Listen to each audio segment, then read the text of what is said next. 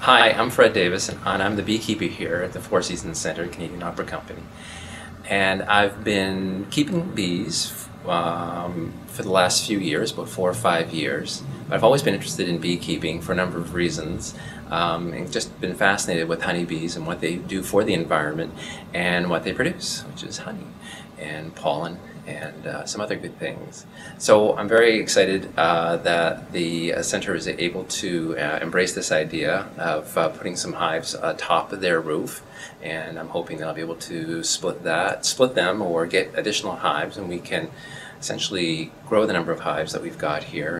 In Paris and a lot of other large cities like New York and Washington, D.C., urban beekeeping is really taking off. And I noticed that on the Paris Opera Company, they've got a number, probably over 20 or 25 hives atop the Paris Opera Company, and they've been raising honeybees and getting an awful lot of honey. They sell their honey in their gift shop, but they've been doing this for a number of years, and I thought it'd be a good idea to sort of set up the same sort of operation here. After a number of discussions, we agreed on setting up 2 hives, which I hope to split and grow into a number of hives in the next couple of years. So the honeybee is, especially these honeybees and the honeybees that I've dealt with locally, are very, very docile. The only time when the honeybee can become irritated is when you go into the hive. So you're basically going into their homes.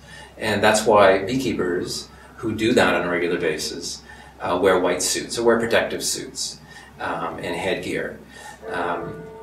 Other than that, we could all stroll around that hive and they would most likely not bother us. They may buzz around us, but the last thing a honeybee wants to do is sting you, because they get one sting and then they die. They have much more aggressive cousins who are a threat to honeybees as well as to humans, but you know, those are the wasps and the hornets. But when it comes to honeybees, especially those that have been raised locally, and these from this particular supplier, they are very docile. Oftentimes I don't wear my gloves.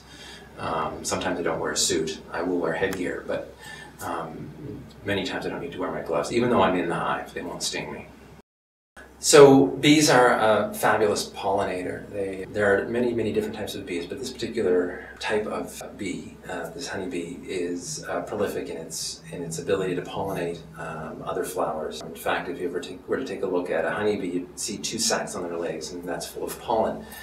And what this does, and that is a protein for their hive. So honey is carbs, the pollen is protein. Why it's important for us to encourage having honeybees in Ontario and around the world is because without them we would not have things such as watermelons or almonds, most fruit and vegetables that are naturally pollinated. Honeybees play a huge part in pollinating, and the plants depend on bees and other insects to help them pollinate. So that's an important reason to have them. Having them in the city is especially good for 2 reasons. One, there is a lack of, and they've found this actually in Paris as well, at the Opera House. The Opera House is producing more honey on its roof than a lot of commercial beekeepers, because beekeepers in the countryside in France, and here in Canada too, are finding that more and more pesticides are getting into the bees' food chain. And so that's killing them off.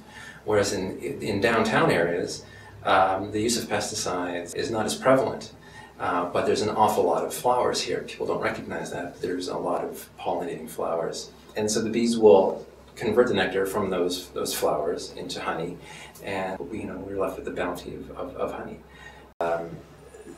One of the things what we're seeing in the United States is bees aren't being raised to produce honey so much, but they're being used as pollinators. And so by moving them from place to place and having them concentrate on one type of food, so almonds, I gave you the example of almonds, moving thousands of beehives into almond groves and having the bees only feed on the almonds or watermelons or apples, places they don't have diversity in their diet. Most of the scientific community has arrived at the conclusion that it's this culmination of all these different effects that is really destroying the bees in the United States. And it's happening a bit here in Canada too. I think this is a great opportunity for the Four Seasons Center Canadian Opera Company to continue or participate in the greening of the city, and I'm looking forward to a long relationship.